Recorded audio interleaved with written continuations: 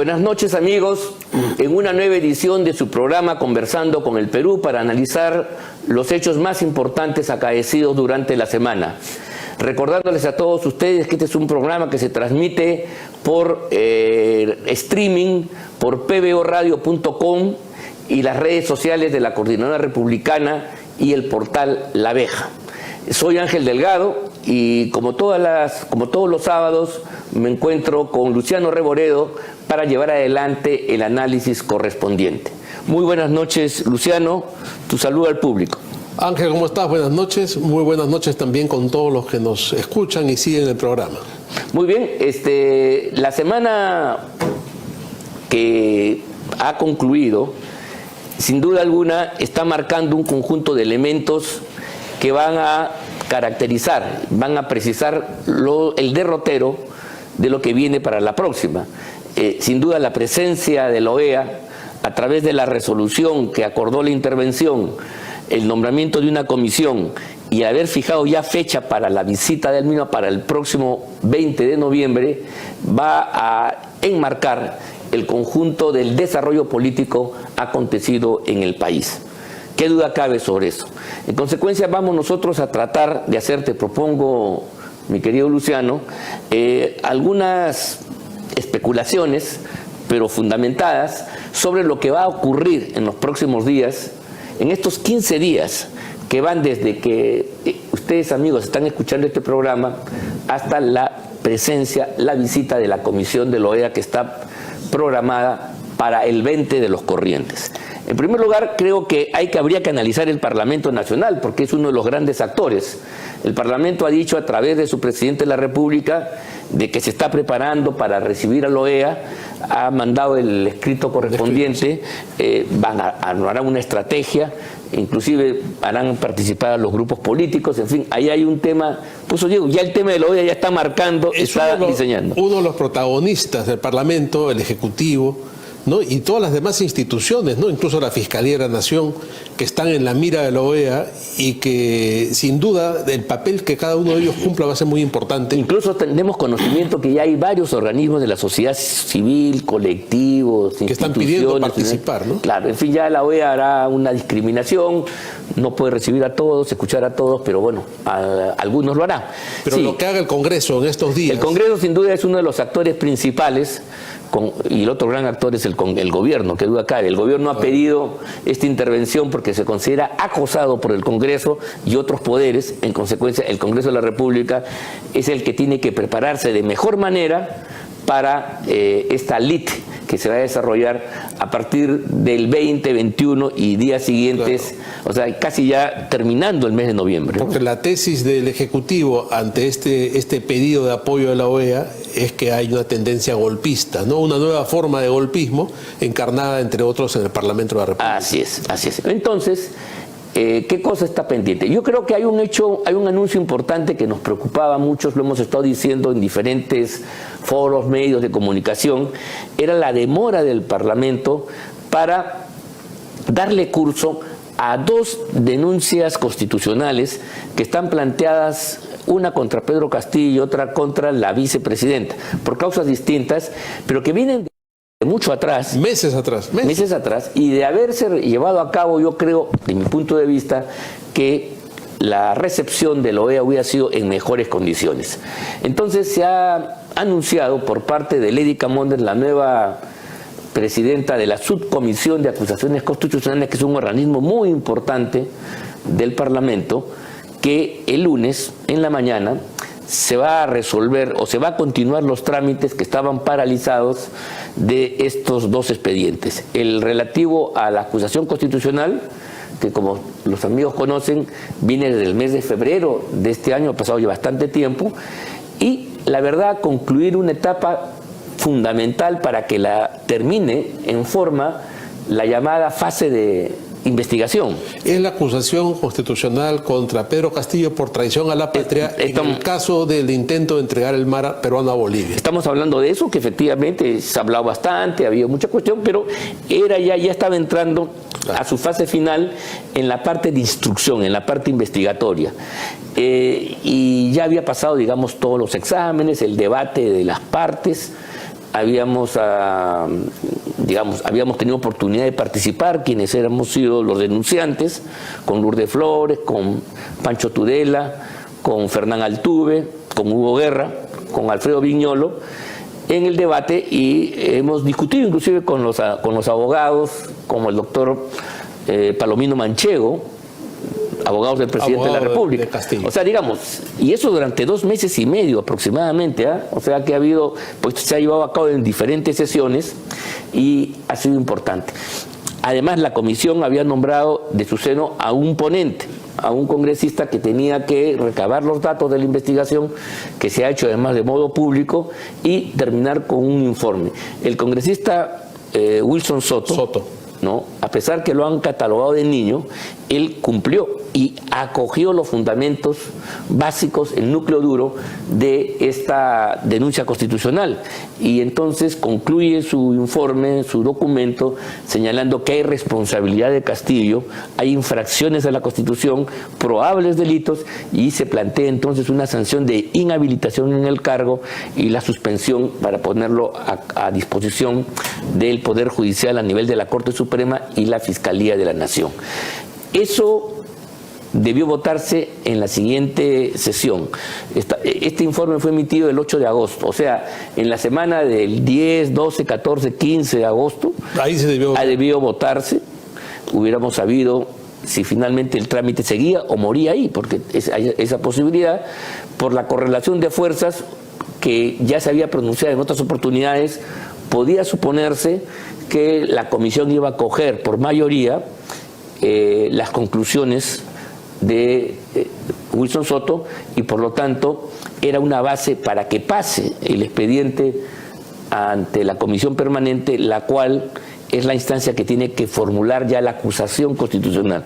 Pero luego de un debate corto, con este informe, la comisión decide si acusa o no acusa, para que pase al pleno finalmente. Ahora, ¿qué es lo que sucedió? La subcomisión de acusaciones constitucionales, de una manera sorprendente, fue dilatando y dejando pasar el tiempo, se terminó la legislatura, se terminó las funciones de esta subcomisión, y luego de eso, obviamente, en una nueva legislatura se formó una nueva subcomisión, y ahora estamos ante una situación en que el ponente ya no está, Wilson Soto ya no está, ha asumido estas labores el congresista Bazán, quien ha declarado a los medios que está de acuerdo y que también asume la misma posición que Wilson Soto, que es procedente la denuncia.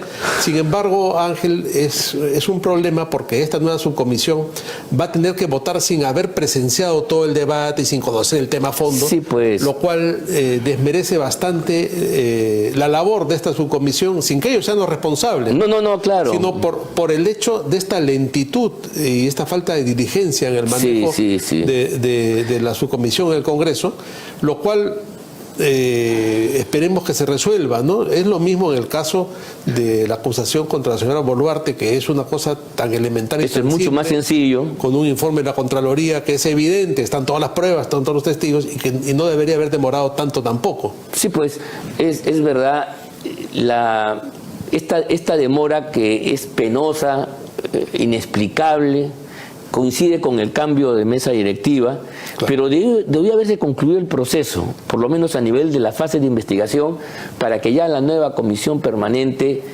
viera el caso. Porque hubo un momento de vacío en que no pasaba nada. Ha habido un momento de vacío terrible, ha sido impresionante. Este es un tema que, vamos a ver, puedo decirlo futbolísticamente, vale la metáfora, el jugador está entrando, ha pasado a los defensores, ha ingresado a la línea, al área grande, va a entrar ahí, va a disparar, va a patear y no patea. Así es. No patea, ¿se dan cuenta? Entonces, todo el estadio, da vueltas y vueltas y vueltas. Claro, empieza a enredarse, empieza a dilatar, pasa hacia atrás, y estamos en ese momento.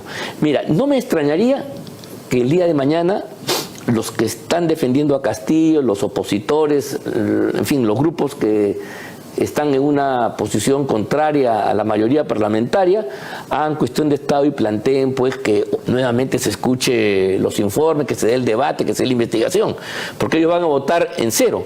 La gente que hubiera votado era la anterior subcomisión que estuvo presente se ganó, decirlo así, estuvo presente Sí, pues. en todo el debate. Preguntaron, o sea, hubo muchas preguntas, o sea, ellos intervenían, no crean que ha sido una cosa de papeles, ha sido con oralidad, con debate, con confrontación. Se transmitió por televisión. Y se transmitió por televisión también, claro. Entonces, alguien me dice, bueno, yo pues cómo voy a votar si no sé, me faltan elementos de juicio.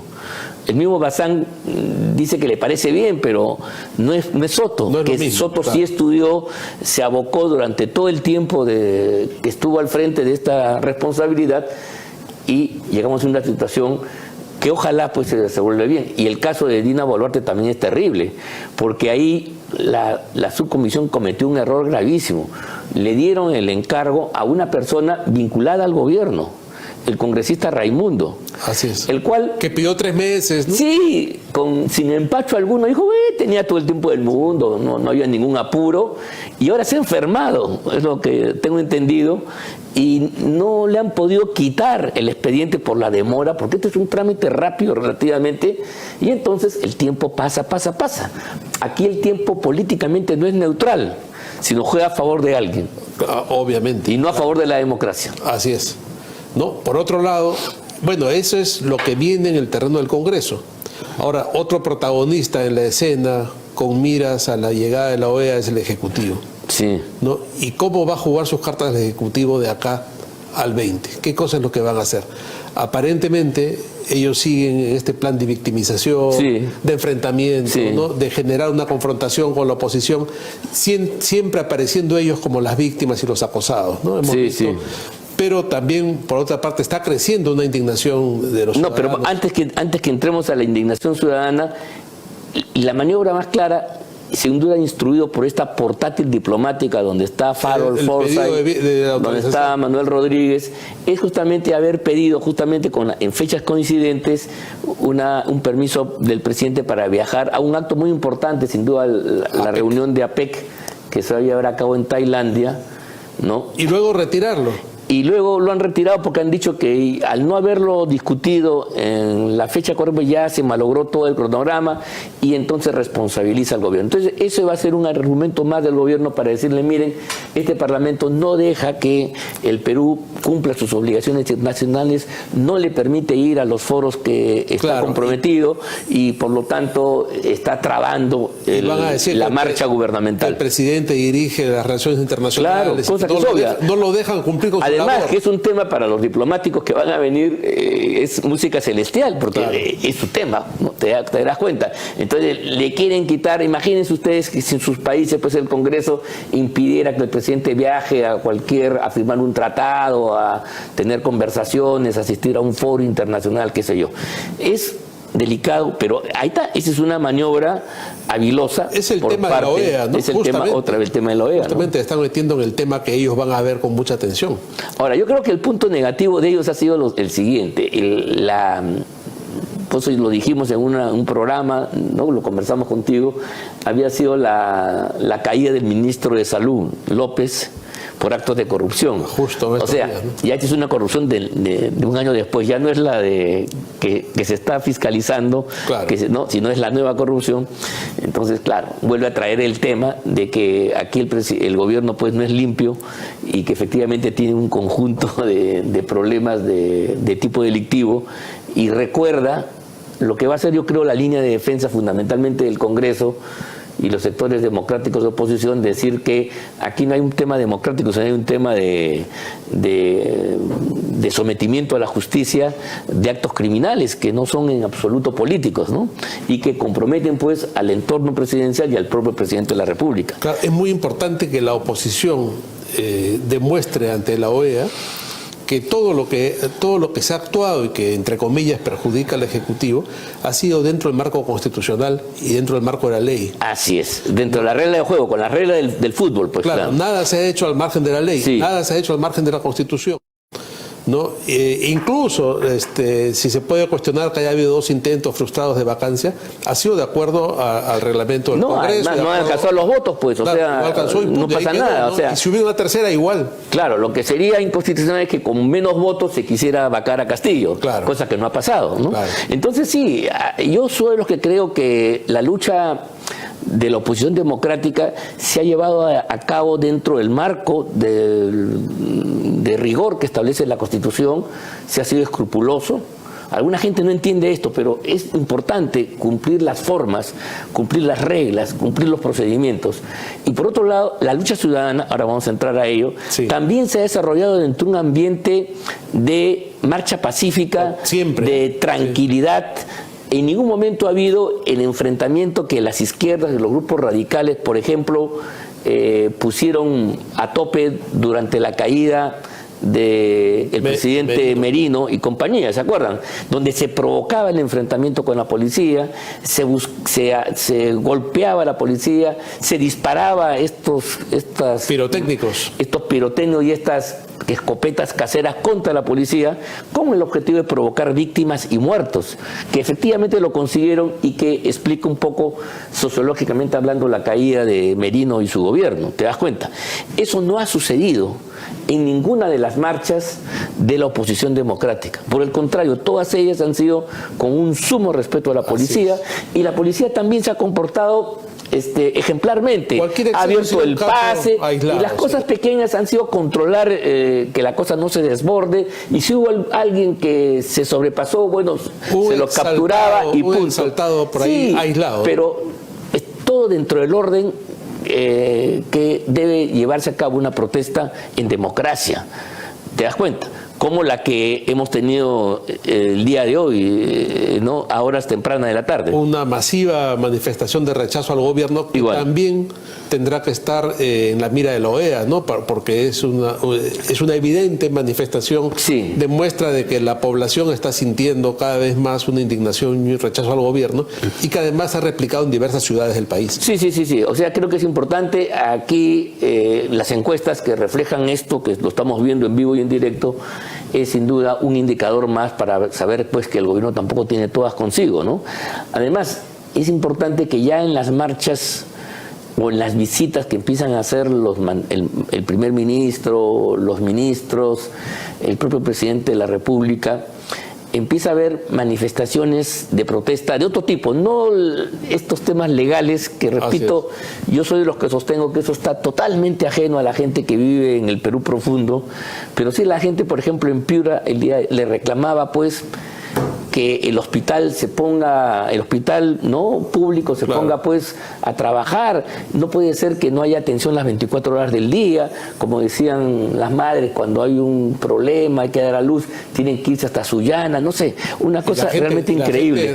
Y la gente reclamando que no hay agua. No hay agua, no hay urea. No hay urea, ¿no? Entonces, esos son los problemas que efectivamente tiene el señor Castillo, tiene que desarrollarse, ¿no? Y también yo espero que sea evaluado por la OEA para que vea que la cosa pues no es blanco-negro, como quiere hacer creer Pedro Castillo.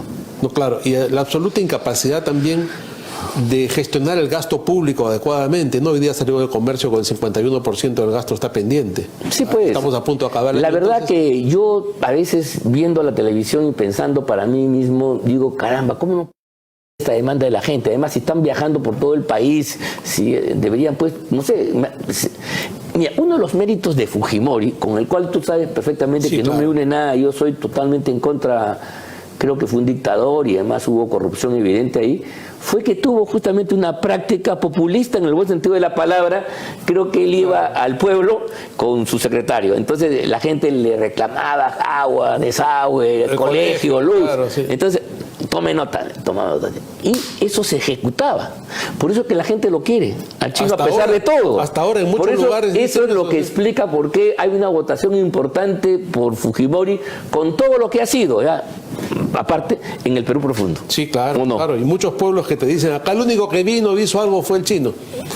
Hasta ahora. Eso es tan difícil hacer. Han pasado tantos años. Eso es tan difícil hacer. Además que hay plata. Que hay plata, que además tampoco cuesta mucho. Y debieran verlo aunque sea como una medida populista. Pero lógico, o sea, es un tema que está a la vista. Además, están viajando, esos son los reclamos.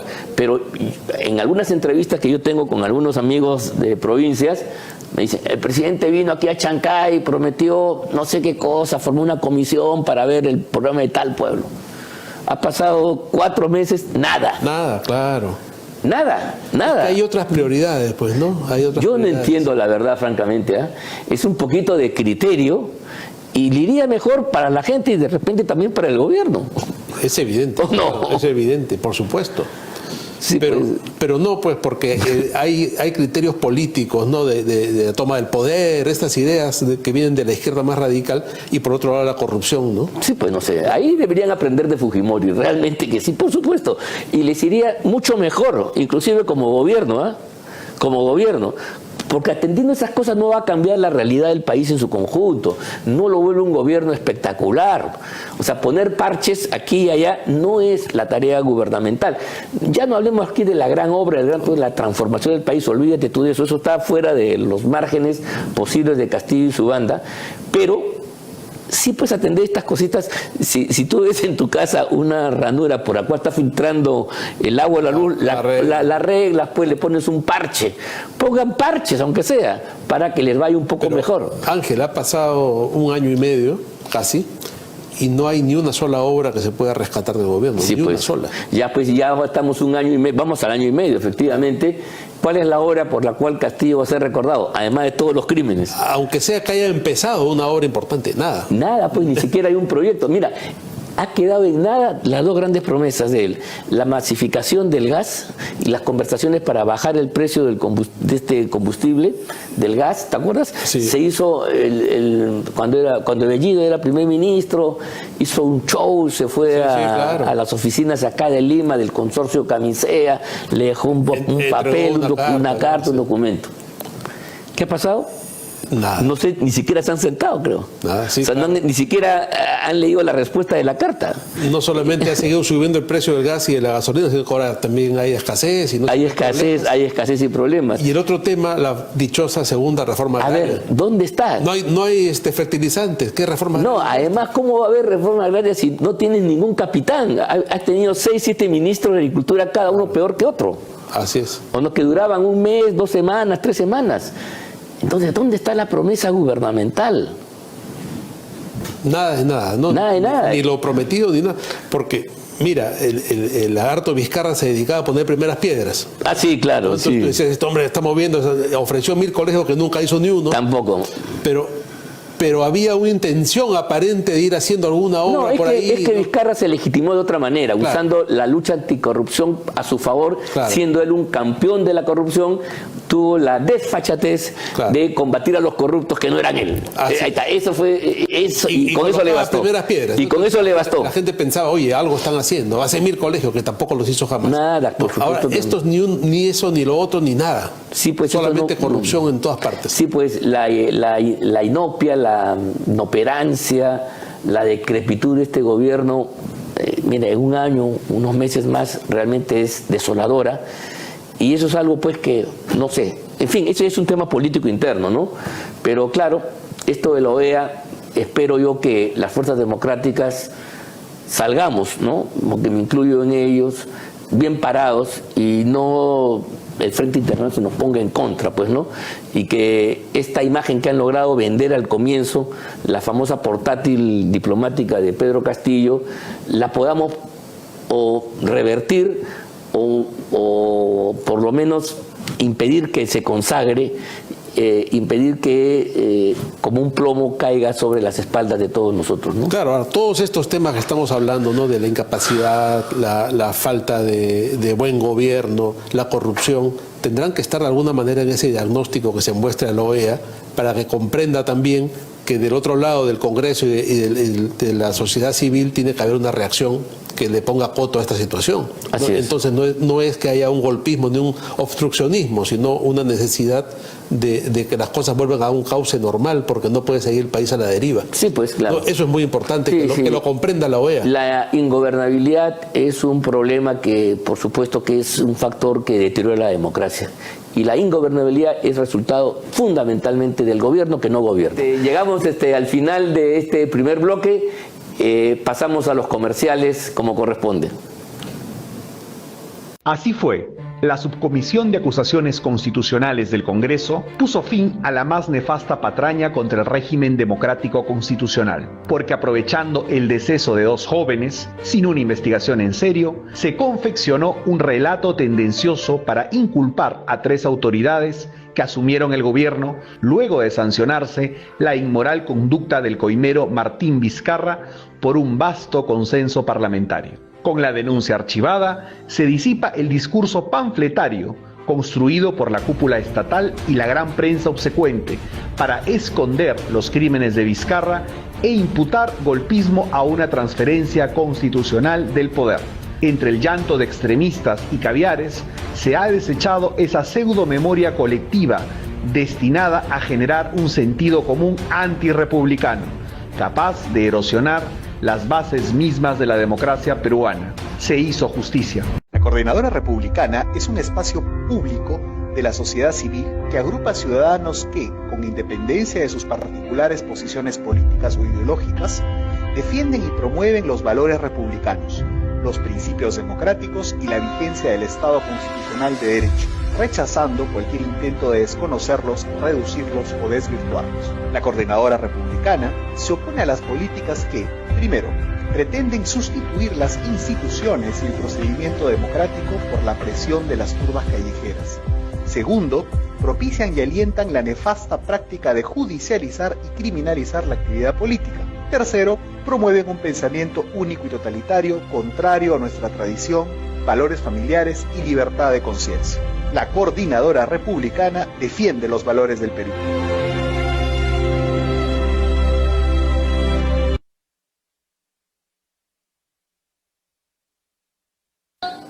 Estimados amigos, volvemos con el programa Conversando con el Perú. En esta oportunidad, luego del corte, tenemos la grata visita de Tomás Gálvez, quien ha sido fiscal supremo, un hombre muy importante, destacado en las lides jurídicas, un profesional de primer nivel. Y yo quería en primer lugar saludarte. Muy buenas noches, Tomás. Realmente es un gusto que estés aquí con todos nosotros. Muchas gracias y muy buenas noches también a ustedes, a todos tus oyentes. Y acá estamos para conversar sobre estos temas que nos convoca en esta ocasión.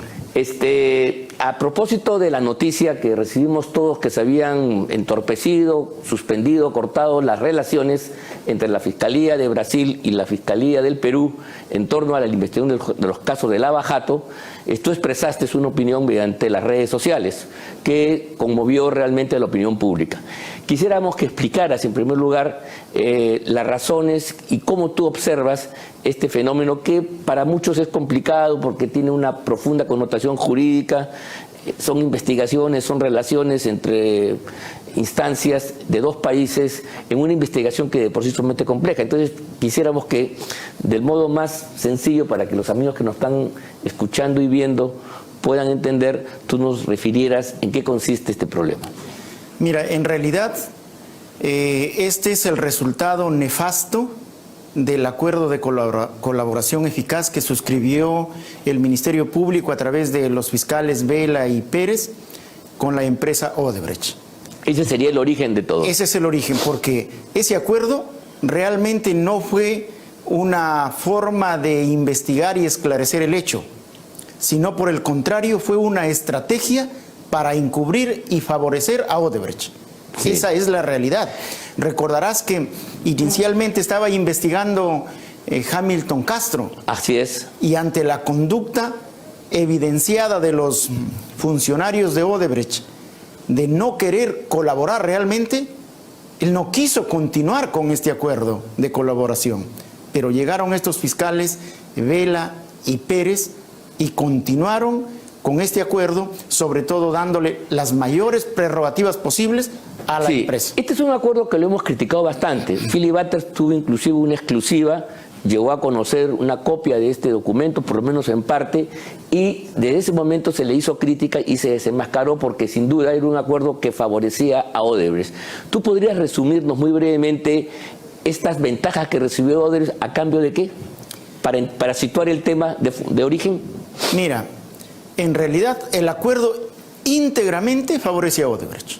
Totalmente. ¿Por qué? Primero, porque suscribieron un acuerdo progresivo. Esos acuerdos no existen, no están establecidos en la ley. ¿En qué consiste el acuerdo progresivo? En que ellos reconocieron responsabilidad en 4 casos. De 20 y tantos Pero que ellos tenían. tenían, creo que aproximadamente 30 casos. 30 casos, 30 Y infracciones. los demás no admitieron responsabilidad. Pero O sea, eran inocentes en todos a menos en través 4. de este acuerdo progresivo que acordaron que si se descubren pruebas en otros casos, lo incluyan al acuerdo y queden ellos con el beneficio que ya le otorgaron en los 4 casos y se genere total impunidad por los casos nuevos que se descubran. Imagínate Por eso tú. progresivos. Por estos casos, 4, te doy Los beneficios. el beneficio.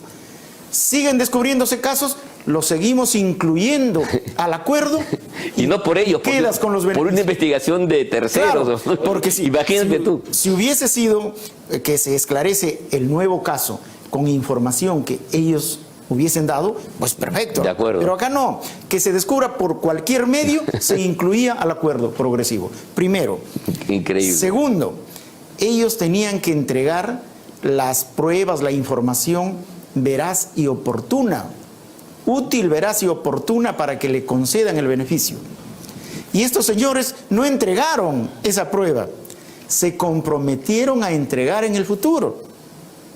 Pero para conceder el beneficio, la prueba tiene que ser la prueba aportada por el colaborador, útil, veraz y oportuna. ¿Cómo vas a saber que la prueba va a ser útil, veraz y oportuna si no tienes la prueba? No sabes qué te van a entregar. Claro. Entonces, ese beneficio no correspondía. No podían cerrar el acuerdo, porque todavía no había entregado la prueba. Se había comprometido a entregar en el futuro, que nunca entregaron. Es más. ¿Y qué tipo de prueba? ¿Y qué tipo de prueba? No se sabía. ¿Cómo ibas a saber si era útil, veraz y oportuna? Así es. Pero no solo eso, sino que cerraron el acuerdo. ¿Para qué? Para poder archivar los casos y entregarle el producto de la venta de la central hidroeléctrica Chaglia, que fue más o menos 5.000 millones de soles. Para entregarle eso, apuradamente cerraron el acuerdo, archivaron las investigaciones y procedieron a entregarle los 5.000 millones. Y esa fue la razón de cerrar el acuerdo, no porque les haya entregado la prueba, ni porque hayan evaluado que esa prueba entregada sea útil, veraz y oportuna. Entonces, mira, todo eso fue un contrasentido, fue una estrategia para favorecer a la empresa, primero para eximirlo de responsabilidad penal y luego para evitar que se le incaute las ganancias ilícitas que estas empresas habían obtenido a través de la colusión y del soborno, perjudicando al país. Y otro punto, entre 14 o 15 puntos que yo establecí en su momento, porque esos hechos yo los denuncié. Sí. Y por eso justamente empezó la persecución en mi contra. Así es. Entonces, un punto grave es que las leyes no autorizan a entregarles al colaborador o a dejar sin efecto la incautación o el decomiso de las ganancias ilícitas. La ley no te autoriza eso. Con el acuerdo, ¿qué cosa le concedes? Un beneficio referido fundamentalmente a la pena. A la reparación civil también puedes graduarla proporcionalmente en función a los acuerdos a los que lleguen. Pero ninguna norma te autoriza a entregarle o a perdonarle la entrega de las ganancias ilícitas del producto del delito. Y sin embargo, estos le entregaron todo. Y no solo eso, sino que hicieron todo lo necesario, trabajaron para que la empresa corrupta logre sacar sus activos que tenía en el país, especialmente el monto de la venta de la central hidroeléctrica de Chaglia. Y muchas otras cosas que obviamente no habría el tiempo para explicarlas. Ahora, eso que usted está explicando es realmente gravísimo. En resumen, está diciendo que Pérez y Vela no han trabajado para el Perú, sino que se han puesto al servicio de Odebrecht. Prácticamente eso es lo que está diciendo. En esa circunstancia, con lo que se ha descubierto ahora y con lo que ha pasado con la Fiscalía de Brasil, con esta ruptura que ha habido en este momento, ¿qué cosa correspondería hacer? ¿No? Porque, bueno, ya sobre los hechos consumados, ya hay este acuerdo, Odebrecht les ha tomado, todos los beneficios que se les han dado. ¿Qué cosas se puede hacer? ¿Qué cosa es lo que tendría que hacer el gobierno peruano, la fiscalía? ¿Qué nos queda? Mira, en realidad es un poco complicado resolver en este momento el caso, pero lo que queda, primero tienen que dejar sin efecto el acuerdo. ¿Por qué? Porque no están entregando la prueba ni están ratificando la información que ellos dieron. No están cumpliendo el acuerdo, tiene que dejar sin efecto el acuerdo. Perdón, ellos han dicho de que es el gobierno y los juzgados los que no están dando cumplimiento al acuerdo, por eso que Odebrecht se retira. Esa es la matriz, ese es claro, el origen. es que mira... O sea, ellos se interpretan al revés. En realidad, como en el acuerdo le concedieron todo, sí, en realidad era difícil que el Estado peruano o la Fiscalía cumpla. Porque otro punto que contiene el acuerdo es que las informaciones, las pruebas que recaben a través de la cooperación internacional, a través de las diligencias de Brasil que hacían los fiscales, no se utilicen en otros procesos. No sé, claro, eso es un tema central. Entonces, ¿cómo estás colaborando dándome información útil, veraz y oportuna si en el acuerdo le pongo un candado que digo que esta información no lo voy a utilizar? ¿Te das cuenta? O sea, desde el momento en que se pusieron de acuerdo en ese contenido, eso fue fatal. La consecuencia iba a ser esta. Claro. Y yo lo he denunciado en múltiples oportunidades. Sí, claro, esa yo me acuerdo. Hemos que era conversado clarísima. varias veces sobre Además, eso. yo lo he publicado, está, sí, digamos, por escrito.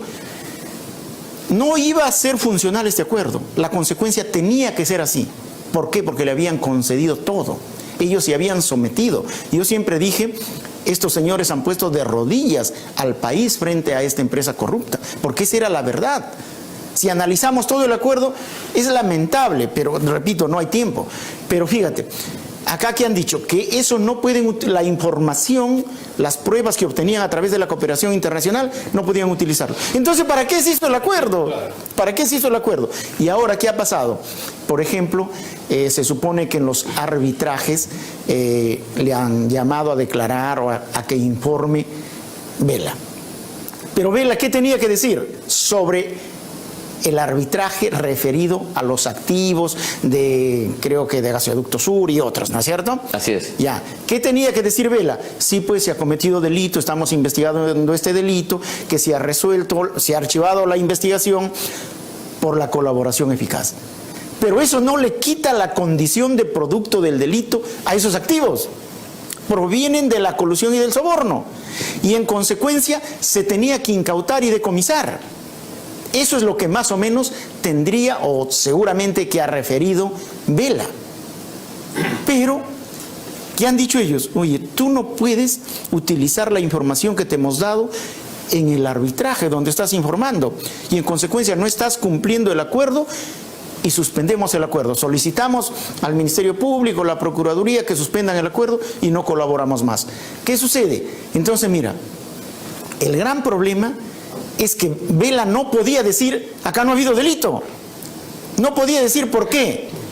Sencillamente porque a través de la colaboración eficaz ha admitido la comisión de delitos. Para eso es la colaboración, esa es la premisa. Y los activos materia del arbitraje son producto del delito y tenían que ser incautados. Y por tanto, no se puede realizar un arbitraje ni nacional ni internacional sobre los activos del delito. Eso es competencia exclusiva del Estado soberano, en este caso del país. Y no puede negociarlo un tribunal arbitral.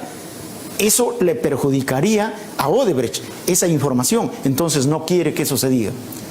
Pero eso le concedieron, pues lamentablemente, en el acuerdo, esa posibilidad a Odebrecht. Y esa es la consecuencia. Ahora, los que no somos abogados y el gran público en general desconoce el fondo de estos temas.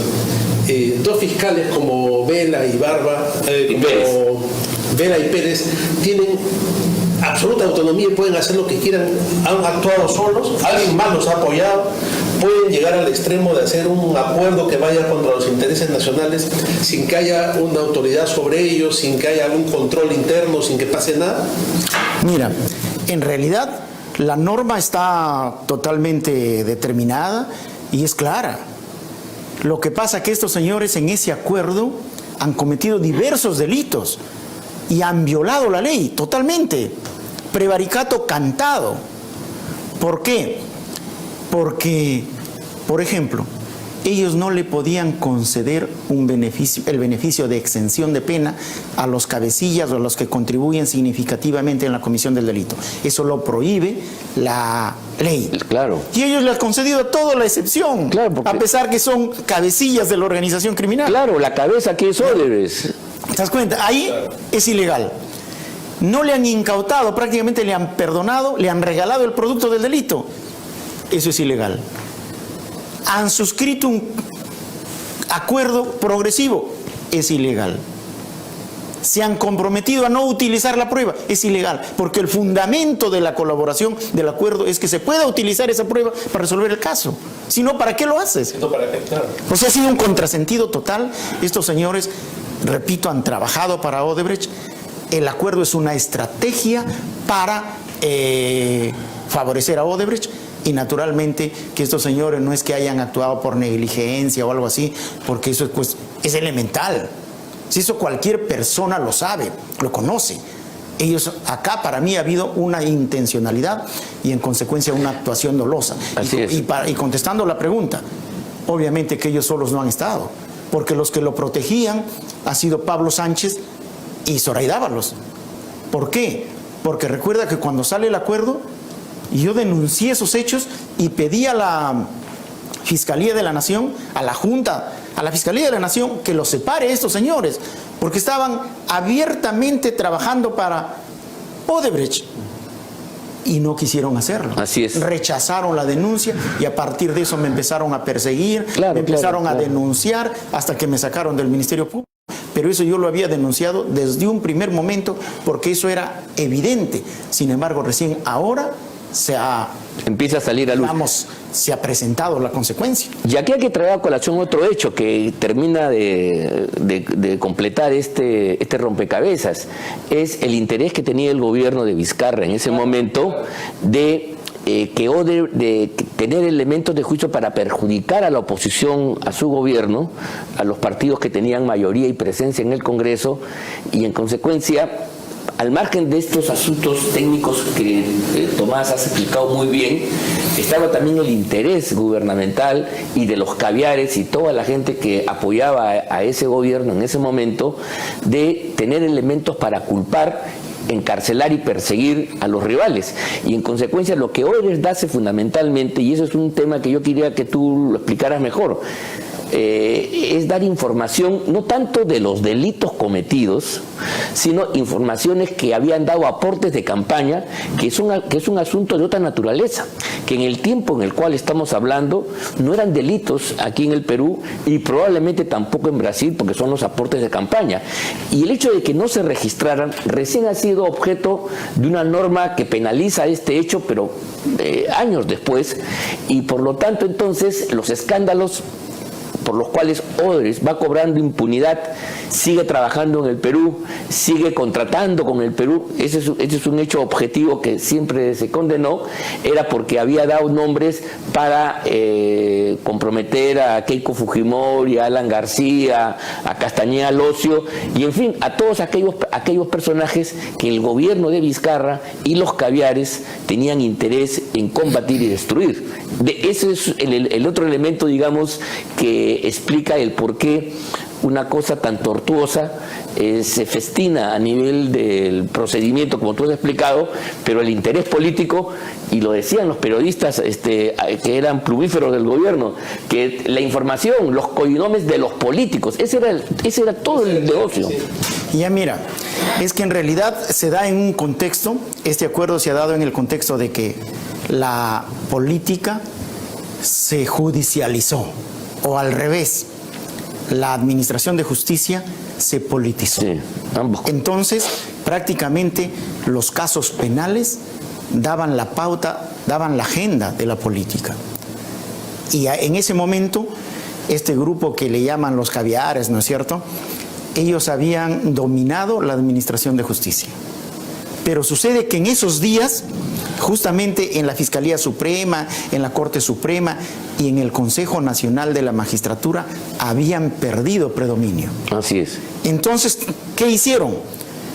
Buscaron retomar el dominio en las instituciones de la Administración de Justicia Y para eso se aprovecharon de esta circunstancia de Odebrecht. ¿Por qué? Así Porque es. como lamentablemente estaban involucrados muchos políticos y también de algún modo algunos magistrados, entonces aprovecharon la oportunidad. ¿Para qué?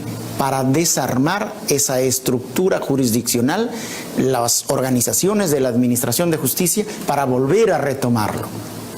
El Consejo Nacional de la Magistratura lo desactivaron para reemplazarlo por la Junta Nacional de Justicia, que ellos lo nombraron a dedo, especialmente el señor Vizcarra. Así es. ¿No es cierto? Junta que está al servicio Que está al hasta ahora. servicio hasta ahora. Sí. Muy bien. Ese es un primer punto.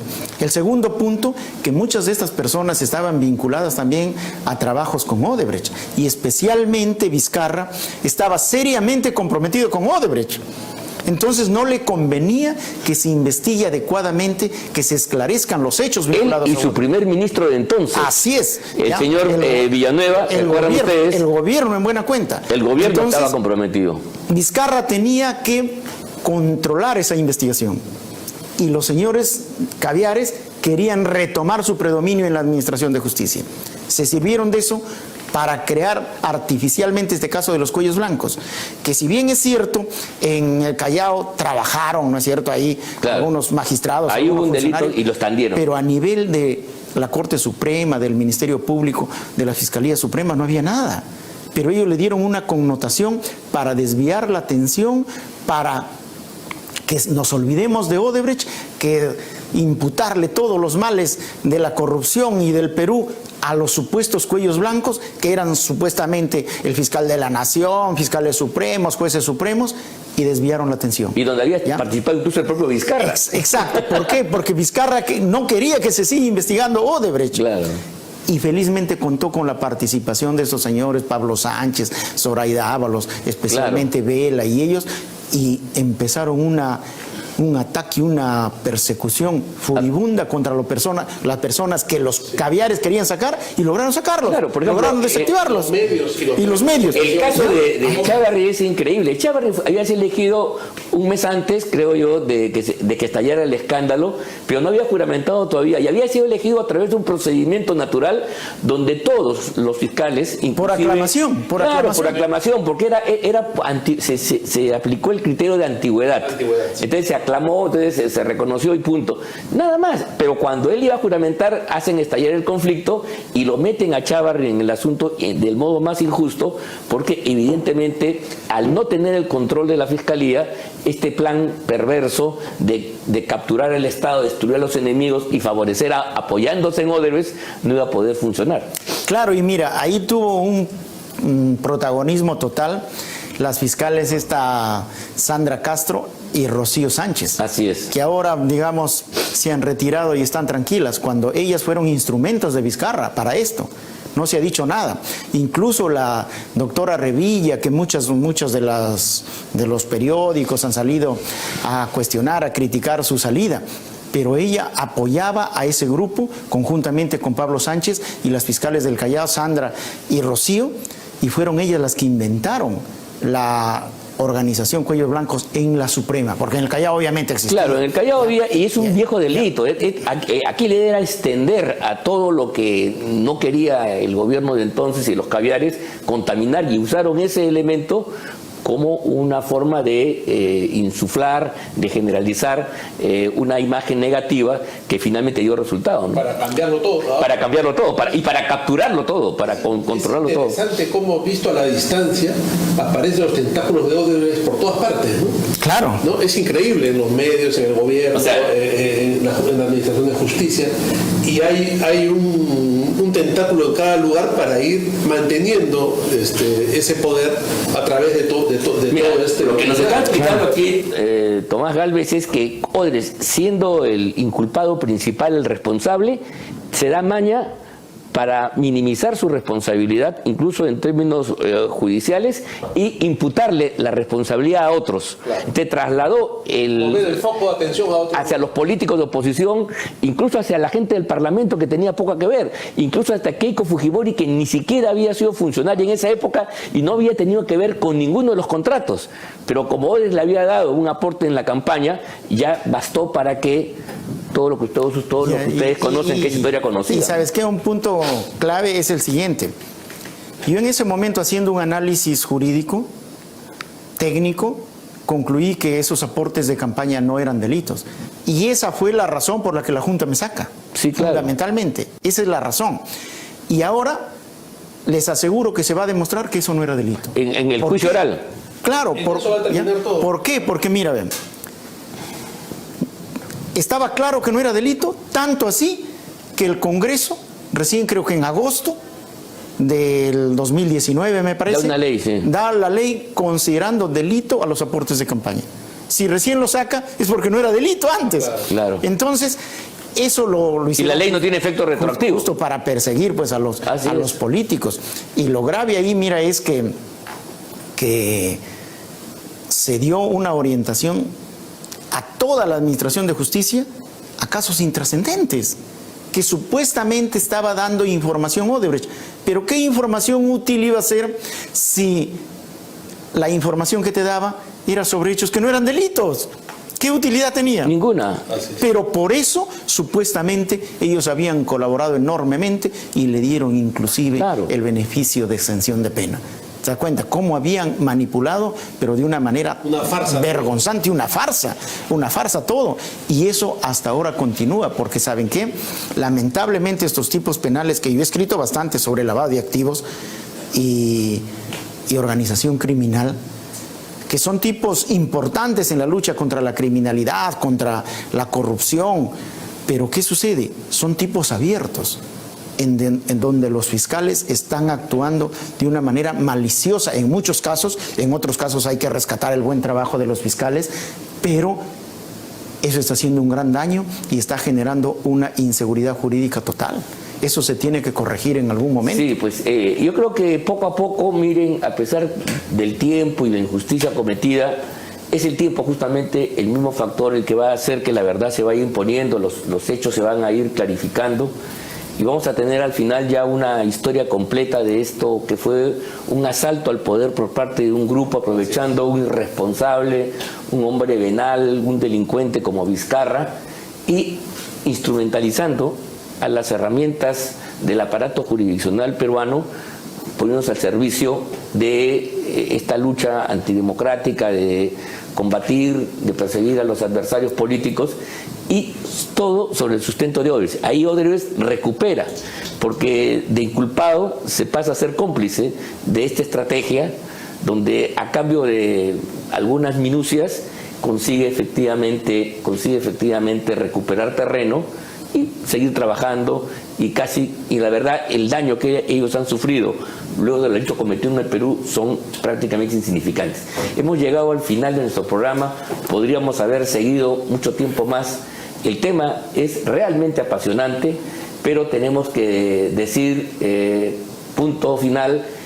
Nos despedimos de todos ustedes, esta nueva edición de su programa Conversando con el Perú, el cual se transmite por las redes de la Coordinadora Republicana, del portal La Abeja y las redes de pboradio.com. Muchas gracias y buenas noches.